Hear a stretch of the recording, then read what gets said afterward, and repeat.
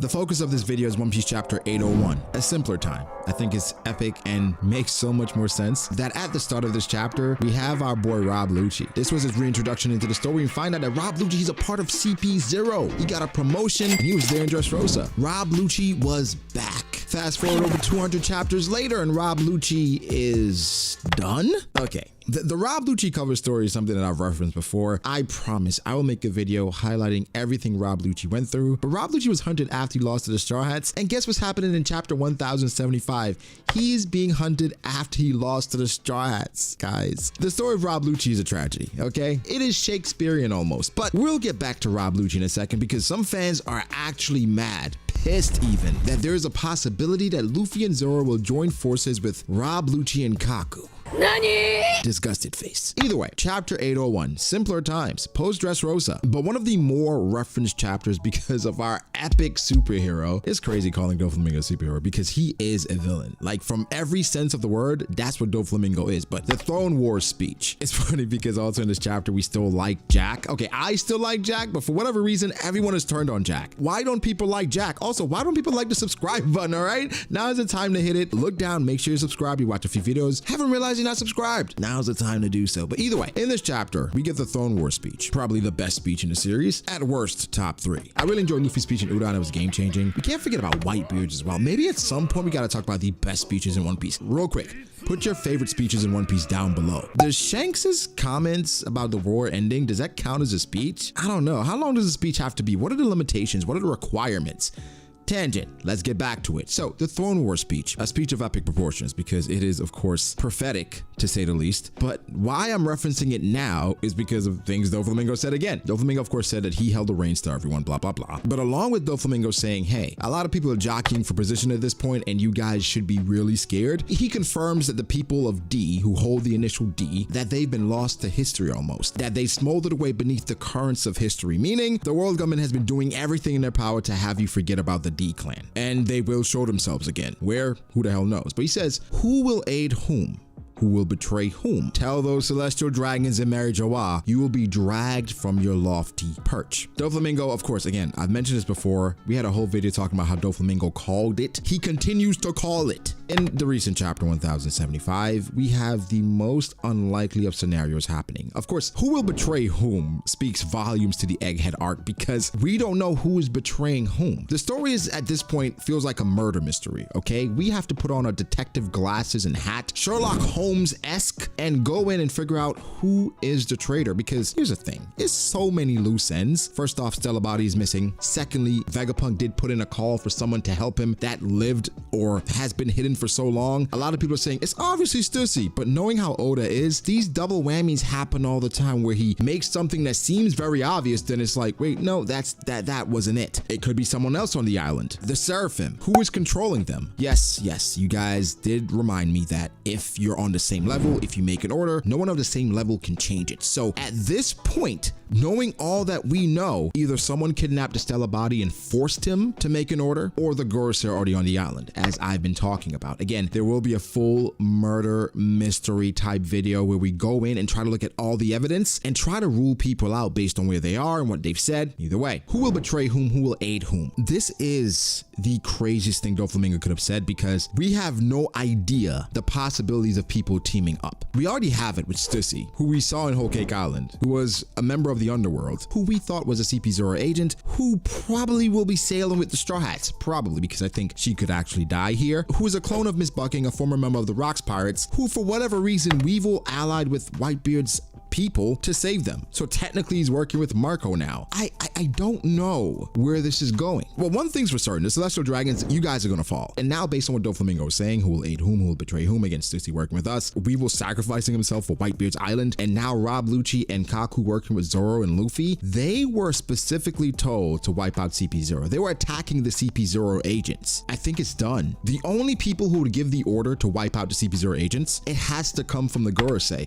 Now, it doesn't have to come from Saturn, right? Saturn is on his way there, but he doesn't have to be the only one to give an order. The other Gorosei could be making a move. Now, from what we've known, the Gorosei, they operate on the same accord. They've always been in tandem from what we've seen of them, right? Because we haven't seen that much of them. But what if they're jockeying for power within that organization, within that group? We don't think there's any leader of the group. It hasn't been shown to be that way so far, but I would assume, right, if Imu is on top, everyone in that group is jockeying for favor. What is the criteria? What is the qualifications? Can you be removed as a Gorosei? I would constantly or consistently be trying to bolster my spot so I do not get replaced. So what if another Gorosei did make his way to Egghead and he's already having plans in motion to not only get rid of CP0 because they've proven themselves to be useless, but also to put himself in favor of Imu, especially if the weapon that was used to wipe out Lelouchia was made by Vegapunk. Again, Kizaru and Saturn, they made their way towards Egghead even before Luffy was revealed to be on the island. So they had an agenda outside of this Yonko being there, and obviously it revolves around Vegapunk and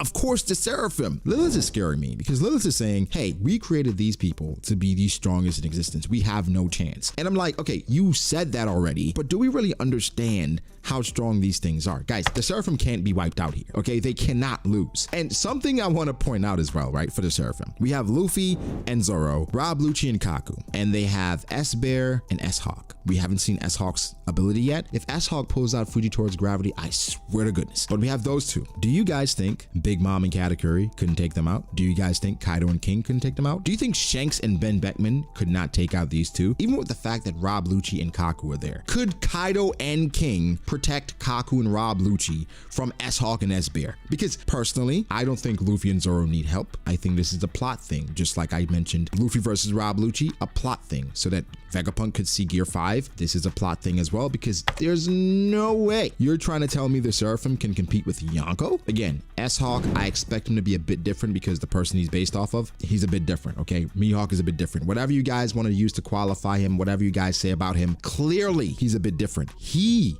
has a higher bounty than the person he's subservient to, quote unquote, subservient to. That doesn't happen. That ain't normal. That's like Mr. One having a higher bounty than Mr. Zero. What? It's a plot thing, guys. Don't get your pennies in a tizzy. It is not meant to show power scaling necessarily, unless, here's where it could get scary. Unless Oda is still hiding something about the Seraphim that Lilith is hinting towards. They keep saying, these are the strongest in existence. These are the strongest. We saw the Striads fight against S-Shark, right? And even with everything that they did, including Sanji, there were no scratches, but I'm curious about their growth. How fast do they grow? Like based off the interactions that S-Hawk had with Zoro already, do you think he's already caught up to what Zoro can provide, what Zoro can output? Because if he already has, yeah, we should be scared because then I wouldn't want Luffy to fight them unserious. Because if they're like a sentinel, right? Because I've watched Justice League or Young Justice before where you fight like an android or a sentinel that can learn and learn different abilities and powers, and it gets to the point where fighting stronger people makes it worse because he just keeps evolving. Is this going to be the same thing for the Seraphim? Do they get stronger by fighting stronger people and not being defeated? And it seems based on Lilith, based on Vegapunk, these things seem to be indestructible. Seemingly, I'm starting to get a bit worried. Now,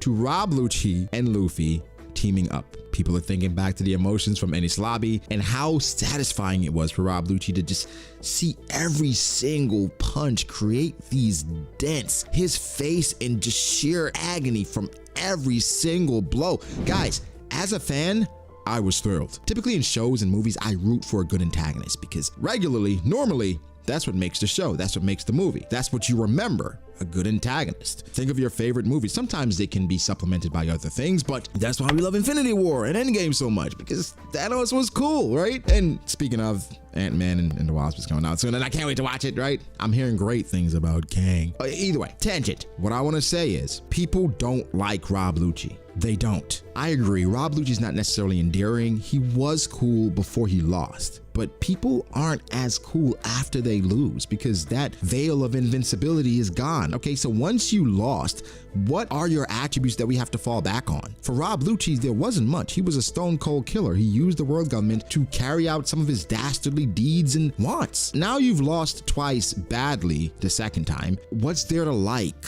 You're not cool anymore. You're not strong. You're not as scary. Now you're just there. And for a lot of people, it's like, well, good. There's no redeeming qualities of Rob Lucci, so I understand that. But guys, I don't think Rob Lucci and Kaku or CP0 in general have anywhere to return to, of those two specifically, because they lost again. They were supposed to be taken out as well. There are only a few people that could order that, and I think it goes all the way to the top. Remember when Doflamingo said it came from the top? It came from the top. And I think after failing twice, you lost the first time and they gave you another chance, then you lost again pretty badly. Embarrassing, to be honest. They're gonna try to wipe you out, sir. And so I don't know if I feel bad for CP Zoro. I can't feel bad for Rob Lucci. I like Kaku, I do. But you guys lost. And I mean, even after that, even after losing to Luffy, you got taken out by Stussy, a triple agent. What? You guys are useless. If I'm the world government and you lost twice to Luffy and then to our agent that double-crossed us, why do we need you? I can't wait for Doflamingo to get out because everything he's been saying has been playing out the way he said, and things have just been going wrong for the world government ever since he got